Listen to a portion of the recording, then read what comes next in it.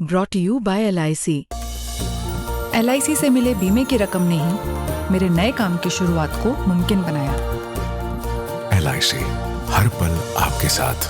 नमस्कार, आप देख रहे हैं बिस्तक का खास शो। बजट आने में बस कुछ ही दिन बाकी हैं। 1 फरवरी 2026 को वित्त मंत्री संसद में पेश करेंगी बजट। रविवार है, बाजार भी खुला है, इंपैक्ट पड़ेगा स्टॉक मार्केट पे भी। लेकिन बजट से पहले हम ये जानने की कोशिश कर रहे हैं कि वित्त मंत्री कौन सी बड़ी घोषणाएं इस बजट में कर सकती हैं।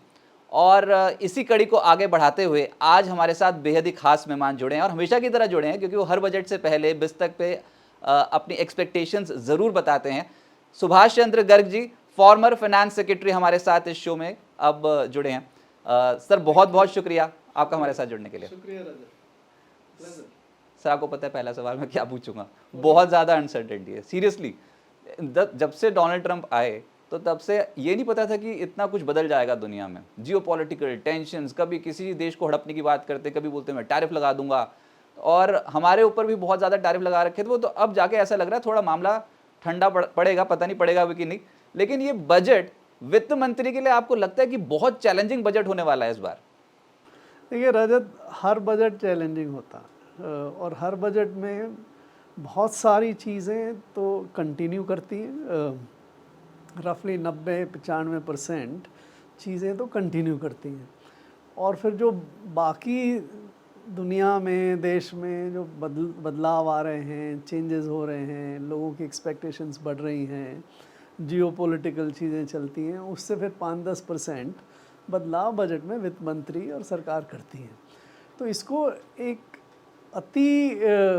कि बहुत ही कोई ज़बरदस्त चीज़ हो रही है या कोई बहुत अनसर्टेनिटी पैदा हो रही है, उस तरह से हमें नहीं देखना चाहिए।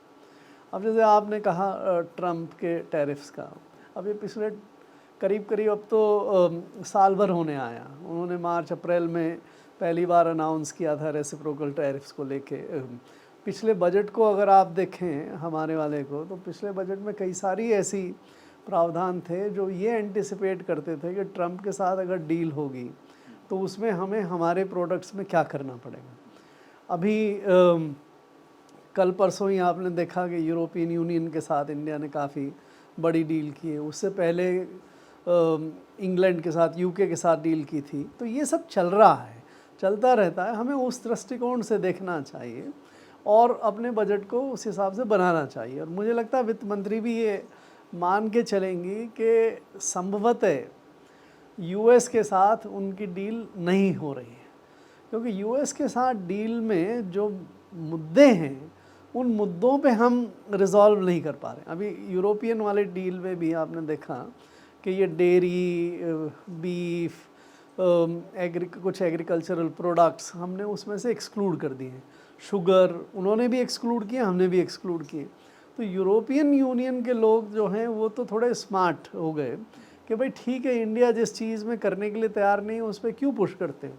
लेकिन अमेरिकन्स और ट्रंप जो है अभी तैयार नहीं है, इसलिए वो डील, मेरे ख्याल से ये मानते हुए बजट बनेगा कि वो डील नहीं हो रही है।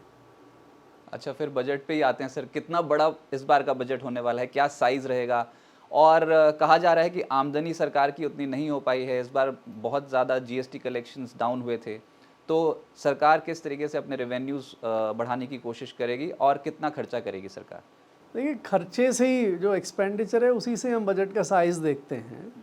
पिछले साल का जो बजट था, जो अभी चल रहा है, पिछला बजट आया था 25-26 के लिए, उसमें 50.65 लाख करोड़, रफली 51 लाख करोड़ ले लीजिए। ट्रिलियन 1 लाख करोड़ के बराबर होता है, तो जो लोग ट्रिलियन में समझते हैं, 51 ट्रिलियन का बजट था पिछले बार। ये उससे पहले साल से कोई 6% बढ़ा था, क्योंकि सरकार के जो रिसोर्सेज हैं उसमें थोड़ी कमी हो रही है।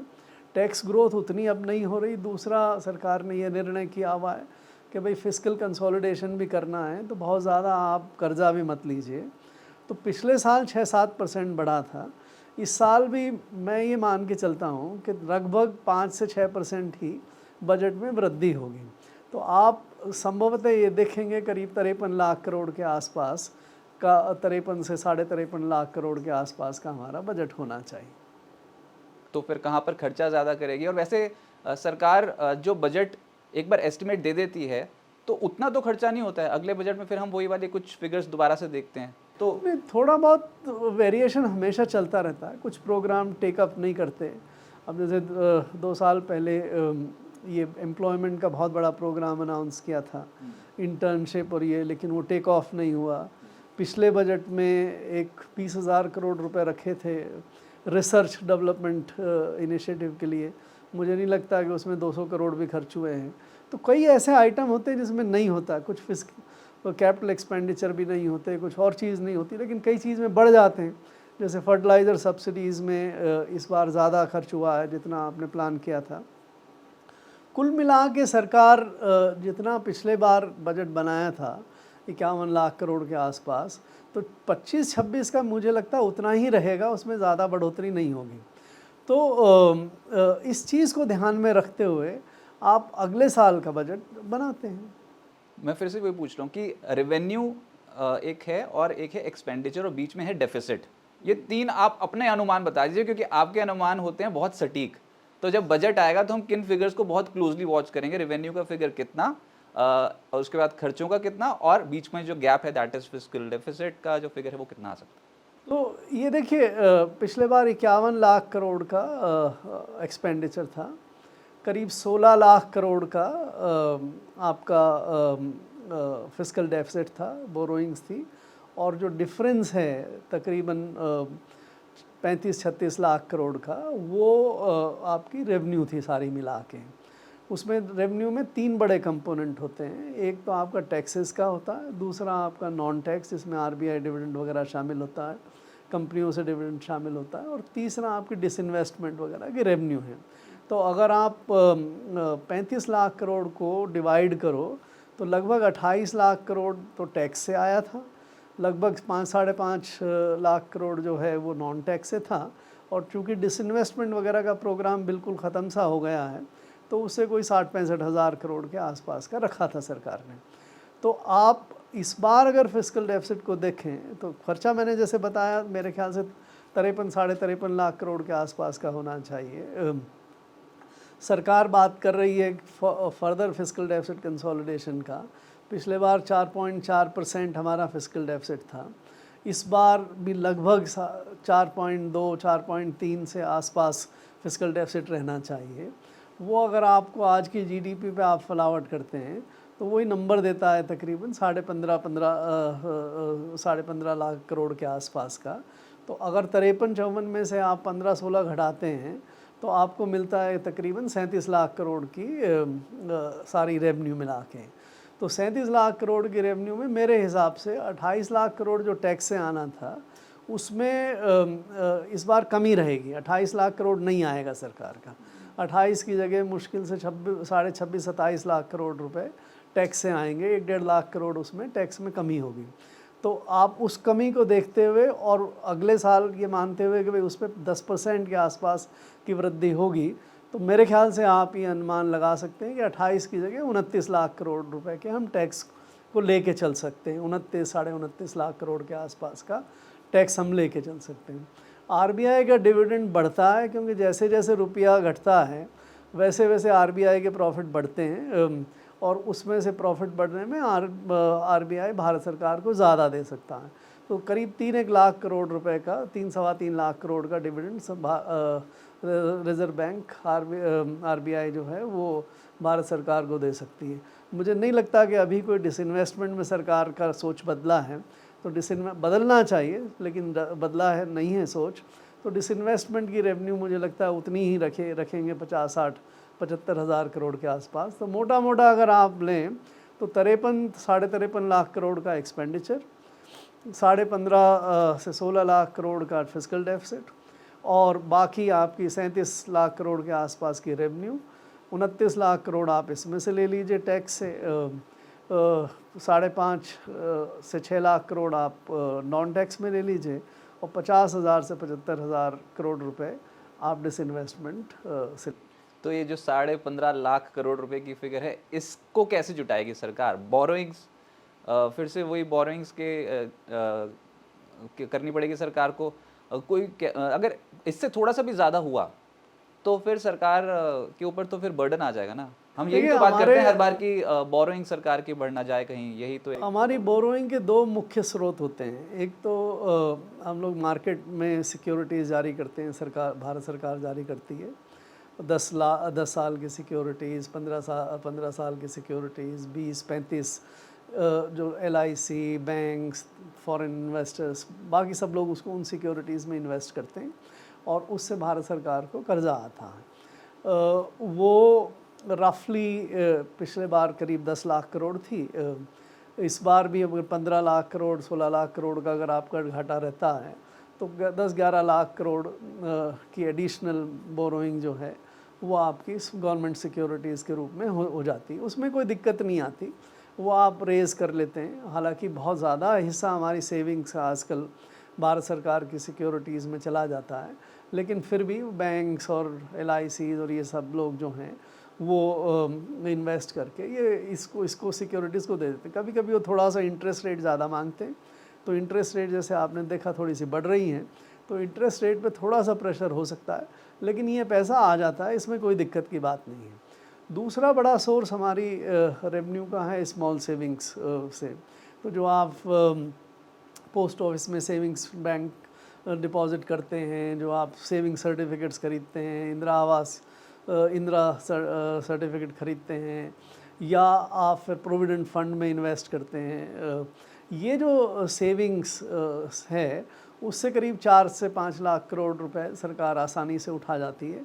इस बार आपने देखा कि अभी उन्होंने इंटरेस्ट रेट को कम नहीं की है, तो ये जो इंटरेस्ट रेट हैं इन पे PF पे और फिक्स डिपॉजिट पे, पोस्ट ऑफिस में रेकरिंग डिपॉजिट, उनकी रेट ज़्यादा हैं।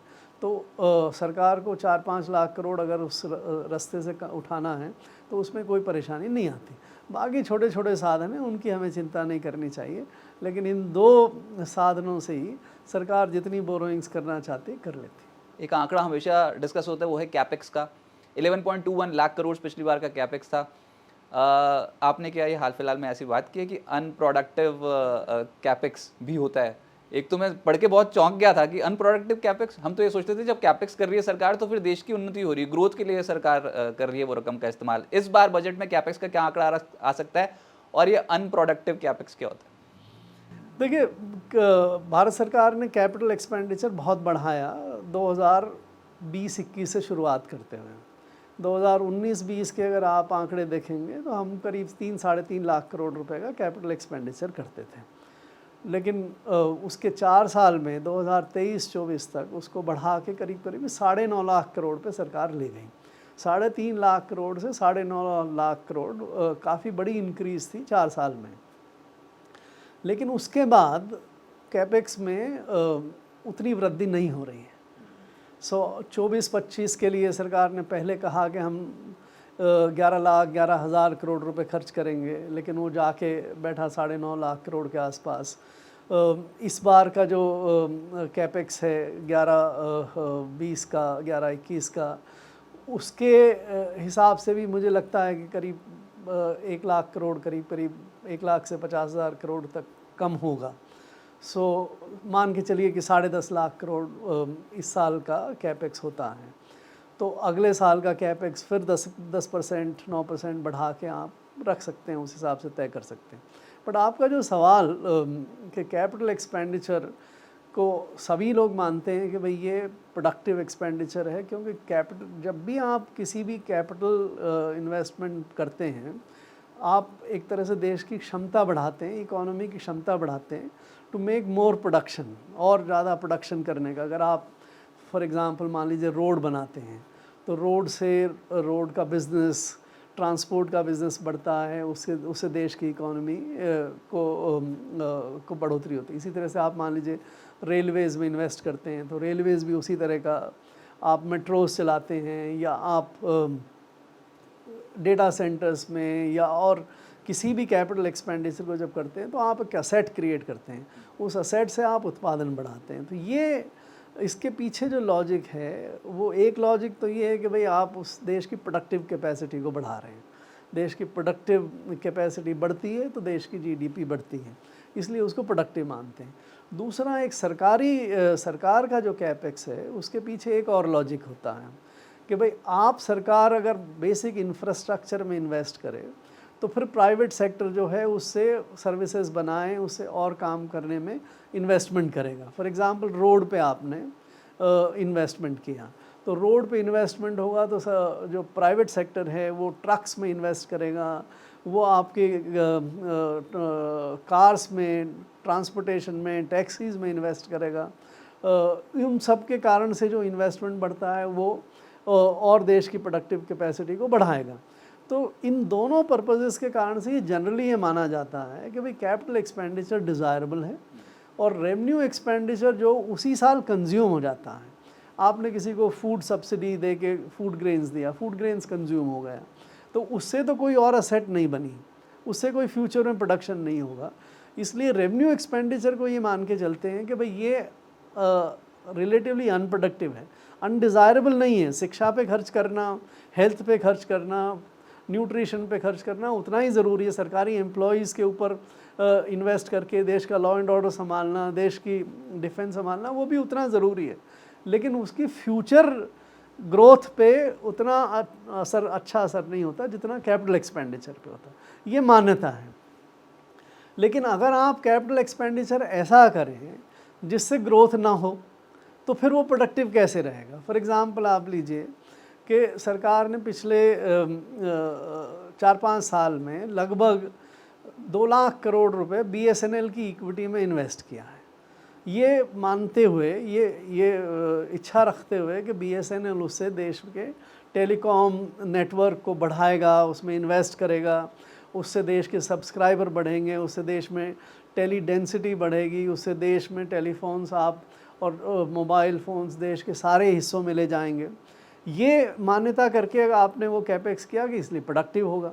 लेकिन अगर आप देखें तो पिछले 2-3 साल में BSNL के 4G आने के बावजूद भी कोई BSNL के सब्सक्राइबर नहीं बढ़ रहे हैं, BSNL के इंटरनेट कनेक्शंस नहीं बढ़ रहे हैं। तो वो जो सारा खर्चा हो रहा है इतना, अगर वो उससे उत्पादन नहीं बढ़ा पा रहा है तो फिर उसको उत्पादक कैसे माना जा सकता है। इसलिए वो खर्चा जो है वो अनप्रोडक्टिव है। इसी तरह से अगर आप रेलवे पे, सरकार बहुत खर्च करती है, 2.5-3 लाख करोड़ रुपए हर साल खर्च करती है उसके कैपेक्स पे। तो वो जो कैपेक्स है उससे उम्मीद ये रहती है कि भाई देश में पैसेंजर ज़्यादा ट्रैफिक बढ़ेगा, उससे देश में आप गुड्स को ज़्यादा अच्छी तरह से ट्रांसपोर्ट कर पाएंगे, ज़्यादा गुड्स को ट्रांसपोर्ट कर पाएंगे। लेकिन अगर पैसेंजर नहीं बढ़ेंगे तो फिर वो प्रोडक्टिव कैसे रहेगा। तो अगर आप रेलवे के पैसेंजर्स के आंकड़े आप अगर ले लीजिए, बहुत सारी बातें होती हैं पर सरकार की मंशा तो बिल्कुल ठीक है, ये तो ऑपरेशनल एफिशिएंसी का सवाल हो गया ना यहाँ। नो, अगर आप ऐसी असेट पे इन्वेस्ट करते हैं जो असेट एक्चुअली उतना प्रोडक्टिविटी नहीं लाती है, तो मंशा भले ही कुछ भी हो लेकिन वो कैपिटल एक्सपेंडिचर प्रोडक्टिव नहीं हो पाएगा। तो अगर हम इस दृष्टिकोण से देखें कि भाई आप पिछले 4-5 साल में 6 लाख करोड़ रुपए आपने रेलवेज़ पे खर्च कर दिए, तो अगर पैसेंजर ट्रैफिक नहीं बढ़ रहा है तो फिर वो प्रोडक्टिव है क्या। राइट, रोड पे प्रोडक्टिविटी आती है लेकिन रेलवेज़ में प्रोडक्टिविटी नहीं आ रही। तो जो हमारा रेलवेज़ पे कैपिटल एक्सपेंडिचर हो रहा है, जो हमारा टेलीकॉम BSNL वगैरह पे कैपिटल एक्सपेंडिचर हो रहा है, उसको आप प्रोडक्टिव नहीं मान सकते। That is the point. तो कैपेक्स वो होना चाहिए जिससे देश की प्रोडक्टिव कैपेसिटी बढ़े, कैपेक्स वो नहीं होना चाहिए जिसके देश की प्रोडक्टिव कैपेसिटी पे कोई असर ना हो। पर सर फिर डिफेंस के ऊपर तो एलोकेशन बढ़ाने की बहुत ज़रूरत आ गई, होना नहीं चाहिए डिफेंस के ऊपर एलोकेशन, मतलब दुनिया भर में ऐसी लड़ाइयाँ नहीं होनी चाहिए। लेकिन जिस तरीके की जियोपॉलिटिकल सिनेरियो में हम रह रहे हैं, हर देश अपने हित के बारे में सोच रहा है और कोई भी देश किसी से भी भिड़ा पड़ा है, खासतौर से जो बड़े वाले देश हैं तो आपस में भिड़े पड़े हैं, और हमने भी फिर ऑपरेशन सिंदूर हमको करना पड़ा इस बार। तो इस बार आपको लगता है कि सरकार बजट में डिफेंस के ऊपर बहुत तगड़ा एलोकेशन करने वाली है? देखिए, डिफेंस का जो कैपिटल एक्सपेंडिचर है वो प्रोडक्टिविटी से सीधा जुड़ा हुआ नहीं है, वो देश की सिक्योरिटी से जुड़ा हुआ है। सब सरकार का एक सबसे बड़ा काम ये होता है कि भाई वो अपने देश और देशवासियों की सुरक्षा करे फॉरेन इन्वेजन से, अटैक से, डिस्टर्बेंसेस से। तो डिफेंस एक्सपेंडिचर को आपको इस दृष्टिकोण से जस्टिफाई करना चाहिए, न कि इस दृष्टिकोण से कि उससे देश की उत्पादकता में या प्रोडक्टिविटी में कोई असर पड़ता है। इसलिए हम लोग एनालिसिस में भी इकोनॉमिक ग्रोथ में डिफेंस एक्सपेंडिचर को उतना शामिल नहीं करते जितना पब्लिक गुड्स जो सरकार की जिम्मेवारी है प्रोवाइड करने की, उस दृष्टिकोण से उसको देखते हैं। तो डिफेंस एक्सपेंडिचर के दूसरे लॉजिक हैं, उस लॉजिक के हिसाब से सरकार बढ़ा रही है। बहुत ज़्यादा हमारा डिफेंस एक्सपेंडिचर, कैपिटल एक्सपेंडिचर नहीं बढ़ रहा है जितना अगर आप आर्थिक साइड में देखें तो उस हिसाब से हमारा डिफेंस एक्सपेंडिचर उतना इंक्रीज़ नहीं हुआ पिछले 5-6 साल में। उसकी ज़रूरत है, हमें बहुत सारे शिप्स की ज़रूरत है, हमें बहुत सारे एयरक्राफ्ट्स की ज़रूरत है, मिसाइल्स की ज़रूरत है, क्योंकि इसके भी अगर ये नहीं है तो कोई भी आप पे आपको अभी आपने देखा वो क्या हुआ वेनेजुएला, उठा लिया राष्ट्रपति राइट, उनके घर से। सो आप देख रहे हैं कि ग्रीनलैंड पे डिमांड हो रही है। ग्रीनलैंड की को डिफेंड करने के लिए अब यूरोपियन यूनियन के लोग जो हैं और डेनमार्क वगैरह वो खर्च करेंगे ज़्यादा, क्योंकि उनको अब सो ये जो कंसिडरेशन है वो बिल्कुल डिफरेंट कंसिडरेशन। तो इसका डिफेंस एक्सपेंडिचर को बढ़ाने के का जब आप सरकार फैसला करे उस समय ये देखना पड़ेगा कि भाई हमारी सरकार, हमारी सिक्योरिटी थ्रेट्स क्या हैं, हमारी सिक्योरिटी प्रिपेयर्डनेस क्या है, आज की जो लड़ाई है और आज की जो डिफेंस तरीका है प्रोटेक्ट करने का अपने आप को, आज का क्या है। अब आप देख रहे हैं कि आज की जो ज़्यादातर लड़ाई ड्रोन्स पे लड़ी जा रही है।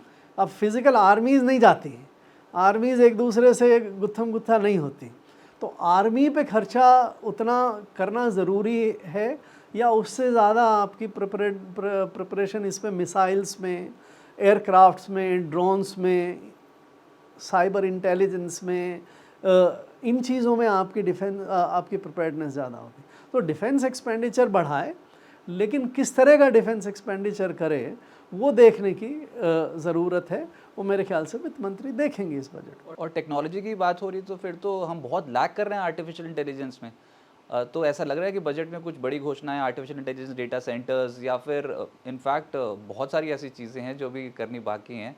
ग्रीन एनर्जी के ऊपर भी खर्चा करना ज़रूरी है, तो सरकार कुछ एलोकेशन करेगी। तो ये आर्टिफिशियल इंटेलिजेंस की आपने बात की, देखिए आर्टिफिशियल इंटेलिजेंस दुनिया का फ्यूचर है।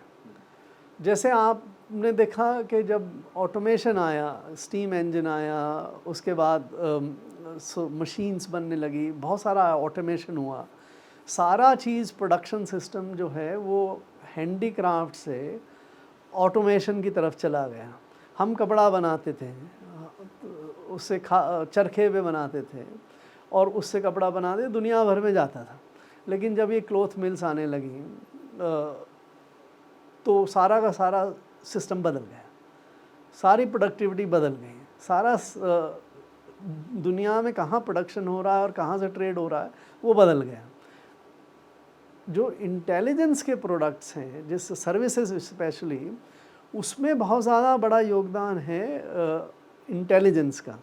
तो अगर आर्टिफिशियल इंटेलिजेंस उतनी ही पावरफुल या उससे ज़्यादा पावरफुल हो सके जितनी फिज़िकल ऑटोमेशन, रोबोट्स के ज़रिए, मशीन्स के ज़रिए जिन्होंने पूरा प्रोडक्शन सिस्टम बदल दिया, तो उसी तरह से सर्विसेज को ये आर्टिफिशियल इंटेलिजेंस दुनिया में बदल देगी। अब आर्टिफिशियल इंटेलिजेंस और ह्यूमन इंटेलिजेंस दोनों चीज़ों को आप देखें, हमारे पास ह्यूमन इंटेलिजेंस की कमी नहीं है, क्योंकि ह्यूमन इंटेलिजेंस ह्यूमन के साथ जुड़ी हुई है। हमारे पास 140 करोड़ लोग हैं, तो हमारे पास 140 करोड़ ब्रेन्स भी हैं। तो ह्यूमन इंटेलिजेंस में तो हमारी कोई कमी नहीं है, दुनिया का एक बड़ा छिटा हिस्सा हमारे पास भरा हुआ है, राइट।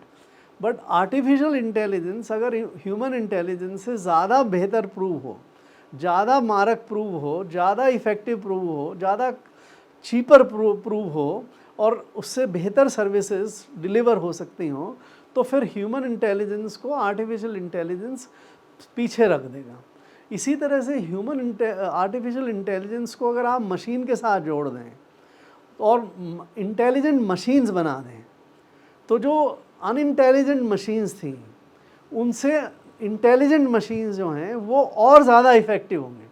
अब आप देखिए, एक तरफ आप उदाहरण ले लीजिए, कोई सी भी मशीन का, कार बनती है, कार अनइंटेलिजेंट थी, कोई भी कपड़ा बनाने की मशीन अनइंटेलिजेंट है, उसी को और ज़्यादा इफ़ेक्टिव बनाया अनइंटेलिजेंट में रोबोज़ ने। तो रोबोज़ में वो जो सारी कमियां जो ह्यूमंस नहीं कर सकते थे, डेफ्टनेस, इस्तेमाल, आइज़, वो सब वो रोबोट्स करने लगे। अब रोबोट्स में आर्टिफिशियल इंटेलिजेंस जाके रोबोट्स को ह्यूमन से और ज़्यादा इफ़ेक्टिव बना रही है, राइट। तो आर्टिफिशियल इंटेलिजेंस को अगर मशीन्स में जोड़ दें और मशीन्स को इंटेलिजेंट मशीन्स बना दें तो वो एकदम से बदल देगी दुनिया को। तो हम तो ऐसा कुछ कर नहीं रहे अभी। अनफॉर्चुनेटली वही प्रॉब्लम है, हम इस टेक्नोलॉजी में बहुत आगे नहीं हैं। ये दुनिया में हो रहा है, बहुत कुछ दुनिया में हो रहा है, हम उसको फॉलो अप करने की कोशिश कर रहे हैं। सरकार ने पिछले 2 साल पहले के बजट में एक इंडिया एआई मिशन अनाउंस किया था, राइट, कि हम एक इंडिया एआई मिशन लाएंगे। अब उसमें रखे 5-6 साल में 13,500 करोड़ रुपए हम खर्च करेंगे। और उसका जो मेन कंपोनेंट है वो क्या है? वो मेन कंपोनेंट ये है कि हम जीपीयूज़ खरीदेंगे बाकी दुनिया से और उस जीपीयूज़ को एक पब्लिक इंफ्रास्ट्रक्चर के रूप में लोगों को उपलब्ध करा देंगे, बिजनेसेस को उपलब्ध करा देंगे, ताकि वो अपने हिसाब से एआई के प्रोडक्ट्स बना सके, एआई की सर्विसेज बना सके। वो काम कर रही है सरकार। कहती है कि हमने करीब 38,000 जीपीयूज़ लेके लगा दिए हैं, लेकिन अभी उसका कोई इफ़ेक्ट देश में नज़र आ रहा हो कि वो कितना यूज़ हो रहा है, उससे क्या बन रहा है, क्या नहीं बन रहा, उसके बारे में मेरे ख्याल से पब्लिक में कोई जानकारी नहीं है। So basic intelligence technology, AI technology में इन्वेस्ट करना वो अभी हमारे पास नहीं है, बहुत दूर है हमारे पास। अभी आपने देखा जिस पे अश्विनी वैष्णव ने एडवर्सली कमेंट भी किया, वहाँ पे आईएमएफ ने इंडिया को 2nd ग्रेड पावर बताया आर्टिफिशियल इंटेलिजेंस में। वो बात चुभ गई इनको और उन्होंने कहा कि नहीं हम तो बहुत आगे हैं, ये है वो है, बट दुनिया इसको विश्वास नहीं करती। आप अपने आप कुछ भी कहते रहिए, राइट। सो आर्टिफिशियल इंटेलिजेंस में अगर हम कुछ एक्चुअली करना चाहते हैं तो हमें बहुत बड़ी चीज़ करनी पड़ेगी, लोगों के साथ कोलैबोरेट करना पड़ेगा, दुनिया में जो लोग कर रहे हैं उनके साथ कोलैबोरेट करना पड़ेगा, और फिर अगर इसको हम आगे ले जा सकते हैं। मुझे नहीं लगता कि गवर्नमेंट इस बजट में आर्टिफिशियल इंटेलिजेंस के ऊपर कोई बहुत बड़ी क्यों गवर्नमेंट घोषणा कर सकती है, लेकिन गवर्नमेंट की घोषणा करने से आर्टिफिशियल इंटेलिजेंस पैदा नहीं हो जाती। और वो जो मेरा सवाल था ग्रीन एनर्जी इनिशिएटिव्स के ऊपर, या फिर एक और जोड़ता हूँ, आजकल तो बहुत ही हॉट टॉपिक है रेयर अर्थ मेटल्स, मिनरल्स। ये तो ऐसा लग रहा है सिर्फ चाइना के पास ही है, मतलब चाइना ने होल्ड ही कर रखे हैं, और जो तेज़ी बनी सर कमोडिटी मार्केट पे और स्टॉक मार्केट पे, कमाल ही कर दिया। आप मेरे को पता है, ट्रैक कर ही रहे होगे कि ये क्या हो रहा है बेस मेटल्स में। तो एक तो ये ग्रीन एनर्जी और साथ ही साथ ये जो बेस मेटल्स वाली जो चीज़ है, रेयर अर्थ मेटल्स वाली चीज़, इसके ऊपर क्या आपको लगता है कि सरकार को फोकस करना चाहिए इस बार? अगेन ग्रीन एनर्जी जो है वो दुनिया का फ्यूचर है, right. Green energy basically renewable energy है और उसमें भी basically solar energy. So solar energy is direct capture of solar photons into energy, into electricity. So आप फॉसिल फ्यूल से जला के एनर्जी इलेक्ट्रिसिटी क्रिएट करें, उसके बजाय बड़ी एफिशिएंट प्रोसेस से अगर सीधे आप सन से ही कैप्चर कर लें और इलेक्ट्रिसिटी बना लें, तो वो 2 तरह से बहुत बहुत बेहतर है। नंबर 1, एक तो उसमें आपको बहुत ज़्यादा कोई माइनिंग नहीं करनी पड़ती, आपको अर्थ को खोद के ख़राब करने की और आपकी ग्रीनरी को, आपके फॉरेस्ट को, आपके जंगलों को, आपके ट्राइबल एरिया को ख़राब करने की ज़रूरत नहीं पड़ती, राइट। अर्थ को आप जो कहते हैं ना शस्य श्यामला की तरह से, उसी की तरह से आप पृथ्वी को छोड़ सकते हैं। और दूसरा, आपको ये जो रिन्यूएबल है स्रोत, वो एक इतना इंसेसेंट हमेशा उपलब्ध रहने वाला स्रोत है जिसमें आपको कोई खर्चा नहीं करना पड़ता, ये फ्रीली अवेलेबल सोर्सेज है। तो इसलिए आप धीरे धीरे जैसे जैसे टेक्नोलॉजी विकसित हो रही है, ग्रीन या रिन्यूएबल टेक्नोलॉजीज़, सोलर टेक्नोलॉजीज़, तो आप उसमें देख रहे हैं कि वो न केवल चीपर होती चली जा रही है और चूँकि रिन्यूएबल उसमें फ्यूल का कोई खर्चा नहीं है, तो वो प्रोडक्शन उसका जो है वो और बहुत बहुत चीपर होता चला जा रहा है। तो जो भी देश इसी तरह से विंड जो एनर्जी है वो भी बेसिकली सोलर से जुड़ी हुई है। सोलर हीट के कारण से डिफरेंस पैदा होता है, उससे आपकी विंड जनरेट होती है और उससे विंड से आप करते हैं। तो बेसिकली चीज़ें जुड़ी हुई सोलर साइड से हैं, टेक्नोलॉजी साइड से। तो अगर, और ये नॉन फॉसिल हैं, इसी तो अगर आप इस टेक्नोलॉजीज़ की तरफ नहीं जाएंगे या धीरे जाएंगे तो आप फिर पिछड़ जाएंगे। अब आप देख रहे हैं बहुत सारे प्रोडक्ट्स जो हैं वो प्रोडक्ट्स भी इसी चीज़ों से बने। अब इलेक्ट्रिक व्हीकल्स क्या हैं? इलेक्ट्रिक व्हीकल्स वही हैं व्हीकल ट्रांसपोर्ट करने के लिए, लेकिन वो फ्यूल यूज़ करते हैं बजाय पेट्रोल और डीजल के, they use electricity. That is what the electric vehicle is all about. So इसी तरह से और हर चीज़ के जो ट्रांसफॉर्मेशन होते चले जा रहे हैं जिसमें electricity used generated from the solar and the wind is the answer, right. इन दो, तो आप इसको हमारे अगर हिंदुस्तान के दृष्टिकोण से देखें तो आप 3-4 चीज़ों में देख सकते हैं।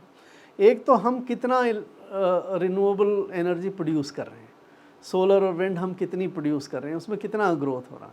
दूसरा, हम ऐसे कितने प्रोडक्ट्स बना रहे हैं जिसमें इलेक्ट्रिसिटी यूज़ होके आप उसका एनर्जी ट्रांजिशन कर रहे हैं।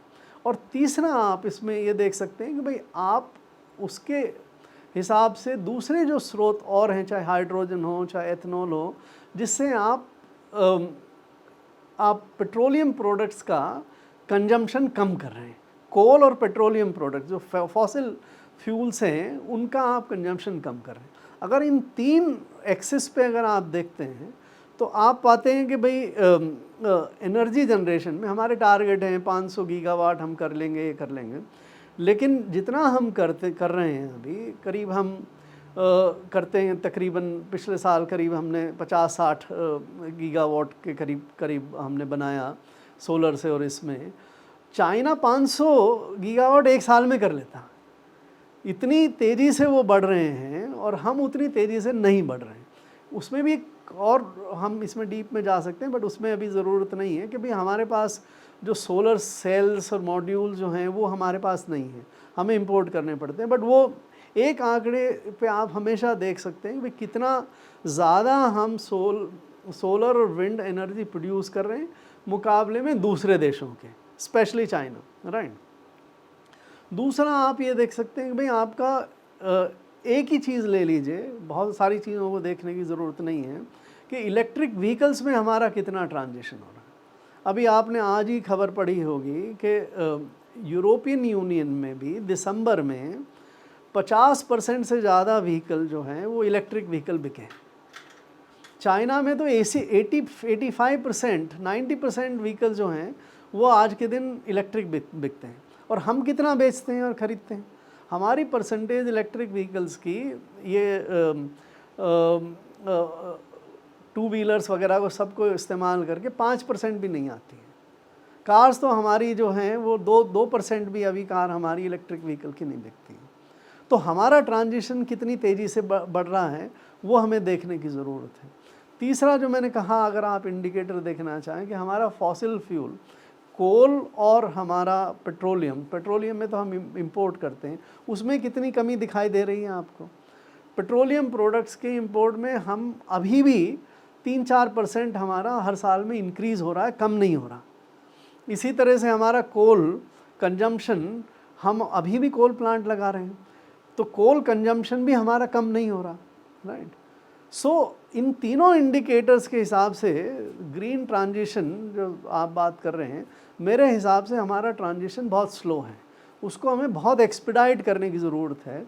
अगर फाइनेंस मिनिस्टर एक काम देश के भविष्य के लिए बहुत कर सकती हैं तो वो ग्रीन ट्रांजिशन को, इन तीनों प्रोडक्ट्स को ध्यान में रखते हुए, जैसे मैंने आपको बताया कि ग्रीन ट्रांजिशन पे हम बहुत ज़्यादा, ये रेलवेज़ पे खर्च करने के बजाय अगर रेलवे के 2 लाख 2.5 लाख करोड़ जो है वो आप ग्रीन ट्रांजिशन पे खर्च कर दें तो हिंदुस्तान बदल जाए।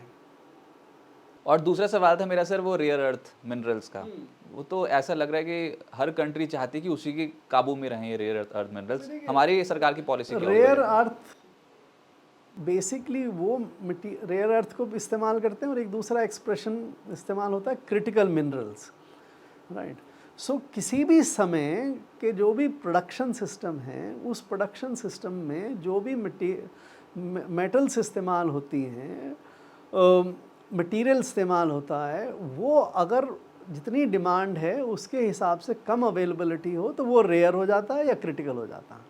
अब जैसे आप, ये तो बहुत सारे छोटे छोटे रेयर मिनरल्स का तो नाम भी लोगों को नहीं मालूम होता, लेकिन एक आप उधर उदाहरण ले लीजिए कॉपर का, और अभी दूसरा आप सिल्वर का ले लीजिए जो रेयर नहीं है। कॉपर तो एक साइकिल में निकला है कि एक समय कॉपर बहुत कम हो गया था दुनिया में, लोग कॉपर की क्राइसिस की बात करते थे, फिर कॉपर के रिप्लेसमेंट आ गए तो कॉपर इतना क्रिटिकल नहीं रहा। अब वापस से कॉपर क्रिटिकल होता चला जा रहा है, क्योंकि वापस से ये सोलर ये जो पावर जनरेशन में, इनमें मॉड्यूल्स में, इनमें बहुत सारा इस्तेमाल होने लगा। सिल्वर की कॉस्ट उसमें होती है, सिल्वर भी इस्तेमाल होने लगा। ऐसे ये मैग्नेट्स वगैरह बनाने के लिए, जिससे क्योंकि जो इलेक्ट्रिकल मोटर सिस्टम में घूमती है उसमें मैग्नेट का बड़ा रोल होता है। तो आप ये एंटिसिपेट करते हुए कि भाई फ्यूचर में जो ट्रांजिशन हो रहा है उसके लिए आपके पास इन मेटल्स की ज़रूरत पड़ेगी, इन मिनरल्स की ज़रूरत पड़ेगी, वो आपके पास है या नहीं है। बहुत सारे, चाइना ने स्पेशली बहुत आगे की सोची, तो उन्होंने इन चीज़ों को कैप्चर करना शुरू किया, इन चीज़ों को प्रोड्यूस करना शुरू किया। हमने अभी नहीं किया, हम तो अब जाग रहे हैं। तो यानी सरकार को फोकस करना चाहिए इस बजट में इसके ऊपर डेफिनेटली। देखिए, एक और मैं बात ये कहना है, सरकार बहुत बड़ी इकोनॉमिक प्रोड्यूसर नहीं है। प्रोडक्शन सिस्टम प्राइवेट सेक्टर में, पर किए तो थे 7,000 करोड़ रुपए का कुछ एलोकेशन तो किया था। वो साथ हमारी एक बहुत बड़ी गलती की स्ट्रेटजी है कि हम ये सोचते हैं कि सरकार की तरफ से कुछ सब्सिडी दे दो तो इंडस्ट्री बन जाएगी। PLI में भी यही हो रहा है, क्रिटिकल मिनरल्स में भी यही हो रहा है, बहुत सारी और स्कीम्स भी होती हैं कि सरकार की तरफ से थोड़ी सब्सिडी पकड़ा दो या एक फॉरेन इंपोर्ट्स के अगेंस्ट में टैक्स लगा दो। ये दो स्ट्रेटजी से हम ये सोचते हैं कि डोमेस्टिक इंडस्ट्री पैदा कर लेगी। डोमेस्टिक इंडस्ट्री को तो उससे और कमज़ोरी बनती है, बिकॉज वो उनको फिर कम टैक्स दे के और सरकार की सब्सिडी से कोई शॉर्टी प्रोडक्ट बनाने में आसानी रह जाती है, राइट। तो इन सब चीज़ों को छोड़ के एक्सपोज देम, जो अभी EU के साथ हमने समझौता किया है उसमें बड़ा अच्छा किया है। ये कार्स पे ड्यूटीज़ को बिल्कुल ड्रेस्टिकली रिड्यूस कर दे रहे हैं। भाई कंपीट करिए, ये बजाय कि भाई आपको 120% या 110% ड्यूटी लगा के आपको प्रोटेक्ट करके दे रहे हैं कि आप देश में जैसा भी बनाओ बना लीजिए और उसके बाद महंगा बेच लीजिए, उसके बजाय आप कंपीट करने दीजिए ना उनको। तो सरकार को इस सब्सिडीज़ वगैरह की स्ट्रेटजी को छोड़ के कंपटीशन में उनको स्ट्रॉन्ग बनाने के लिए। तो फिर क्या इस बजट में फिर कस्टम ड्यूटी कट के ऊपर भी कुछ बड़ी घोषणाएं हो सकती हैं क्या? सरकार कह रही है कि भाई कस्टम्स ड्यूटी में रिफॉर्म होंगे। देखिए, इस सरकार का जो पिछले 12 साल का रिकॉर्ड रहा है, पहले 6-7 साल में इन्होंने ये सोचा कि भाई टैरिफ बढ़ा के, ड्यूटी ज़्यादा लगा के, रिस्ट्रिक्शन लगा के, QCO लगा के, इन पे हम फॉरेन इंपोर्ट्स को कम करेंगे और डोमेस्टिक प्रोडक्शन बढ़ाएंगे, मेक इन इंडिया करेंगे, राइट। वो हुआ नहीं, ना मेक इन इंडिया हुआ और इंपोर्ट के कारण से और कमज़ोरी बढ़ी। अब आई थिंक ये सरकार को रियलाइज़ हुआ है कि ये स्ट्रेटजी सही नहीं है। तो इस बार बात हो रही है कि भाई हम कस्टम्स ड्यूटी, और जो उसमें भी रिफ्लेक्टेड है, अब ये EU के साथ जो समझौता किया है, UK के साथ जो समझौता किया, उसमें हमने रेट्स रिड्यूस किए हैं। तो सरकार तैयार होती नज़र आ रही है, और अगर इस पे तैयार है तो कस्टम्स ड्यूटी में बहुत ड्रेस्टिक रिफॉर्म्स और रिडक्शन करके देश को कॉम्पिटिटिव बनाने की ज़रूरत है। आम आदमी को क्या मिलेगा इस बजट से? पिछली बार तो 12 लाख रुपए आमदनी सालाना, उसके ऊपर टैक्स माफ़ी दे दी थी और 75,000 रुपये का स्टैंडर्ड डिडक्शन दिया था। तो इस बार कोई भी स्कोप है कि आम आदमी भी खुश हो जाए बजट देख के? नहीं तो फिर टीवी देख के एंड तक देखता रहेगा बजट और फिर समझ में आएगा यार कुछ मिला ही नहीं। एक ये कन्फ्यूजन हमें रखना चाहिए। आम आदमी एक है, मिडिल क्लास एक है और रिच क्लास एक है। यूँ समझिए 3 क्लासेस हैं हिंदुस्तान में, ठीक है। आम आदमी को तो हम फ्री फूड देते हैं, आम आदमी को हम फर्टिलाइज़र फ्री देने की कोशिश करते हैं, आम आदमी को हम कहते हैं कि भाई तुम कहीं नौकरी वोकरी करो तो तुम्हारा पीएफ का पैसा हम दे देंगे। तो आम आदमी तो वो है, या किसान को आप सब्सिडी दे देंगे, आपका खरीद लेंगे, या लेबर के लिए एक स्कीम लेके आए कि भाई हम आपको इंटर्नशिप प्रोवाइड कर देंगे, या हम आपको एम्प्लॉयमेंट के दें। तो एक तो वो आम आदमी, तो वो तो बहुत ज़रूरी है सर। वो ज़रूरी है। 80% 85% अभी भी देश का वल्नरेबल सेक्शन है जिसकी आमदनी इतनी ज़्यादा नहीं है जो अपनी परिवार को बहुत अच्छी तरह से चला सके, अपने बच्चों को एजुकेट कर सके और हेल्दी रूप से जी सके। एक तो वो वर्ग है। दूसरा ये मिडिल क्लास का वर्ग है, ये बहुत बड़ा नहीं है। अब इनकम टैक्स रिटर्न फाइल करते हैं 10 करोड़ लोग, बट इनकम टैक्स देते हैं 3 करोड़ केवल लोग। वो भी घट जाएगा जब अब ये आंकड़े आएंगे, क्योंकि पिछले साल जब आपने 12 लाख तक की टैक्स माफ़ी कर दी तो आप के रिटर्न्स जो हैं वो टैक्स पेयर्स के रिटर्न्स बहुत कम हो जाएंगे। मेरे ख्याल से वो नंबर घट के 2 करोड़ से कम हो जाएगा। तो आप ये मिडिल क्लास को यूँ मान लीजिए 2-3 करोड़ 4 करोड़ लोग हैं देश में, और बाकी रिच क्लास है, उसको इन टैक्सेस वगैरह से फ़र्क और सरकार के बजट से फ़र्क नहीं पड़ता। उनको तो ये फ़र्क पड़ता है कि भाई आप कॉर्पोरेट टैक्स कितना ज़्यादा लगेंगे, वेल्थ टैक्स लगाएंगे या नहीं लगाएंगे, वो या स्टॉक मार्केट के लिए क्या करेंगे आप, ठीक है, वो उनको या पीएलआई में आप कितना पैसा दे देंगे, उनके इंटरेस्ट दूसरी तरफ है। तो आम आदमी अगर ये 80-85% के लिए आप रेफ़र कर रहे हैं तो उस आम आदमी के लिए तो मुझे नहीं लगता कि इस बजट में कुछ और आएगा, क्योंकि आम आदमी के नाम पे दूसरे लोगों को भी बहुत ज़्यादा कुछ दिया जा रहा है। फर्टिलाइज़र बड़े किसानों को भी मिलती हैं। 80% अगर गरीब नहीं हैं तो हम उतने लोगों को 80 करोड़ लोगों को खाना खिलाते हैं। तो वो तो मुझे लगता नहीं कुछ उसमें और इस बार जाने की। जो ज़्यादा सरकार का फोकस पिछले 2-3 साल में रहा है वो ये है मिडिल क्लास के लिए। तो मिडिल क्लास के लिए आपने देखा कि वो पिछले साल 1 लाख रुपए पर मंथ तक टैक्स माफ़ कर दिया।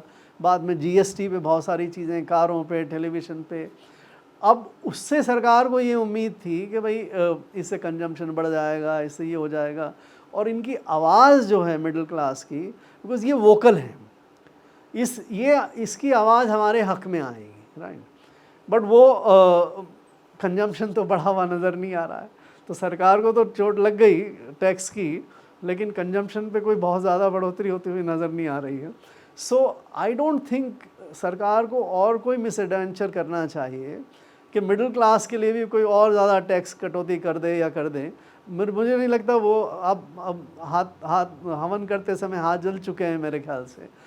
इस बार बजट में फिर और कोई ऐसी मिसएडवेंचर मुझे नहीं लगता करेगी सरकार। पर फिर स्टॉक मार्केट के पर्सपेक्टिव से, क्योंकि बाजार बहुत ज़्यादा कांप रहा है सर, और सभी ये कह रहे हैं कि एलटीसीजी की जो लिमिट है 1.25 लाख की जो आपने लिमिट रखी कि उसके ऊपर लगता है long term capital gain tax, या तो इस 1.25 लाख को थोड़ा बढ़ा दो। अब तो कुछ भी नहीं है, वैसे तो गेन हो नहीं रहा, जिसका भी हो जाता है कहता है 1.25 लाख के ऊपर तो टैक्स देना पड़ जाएगा साल के आखिरी में।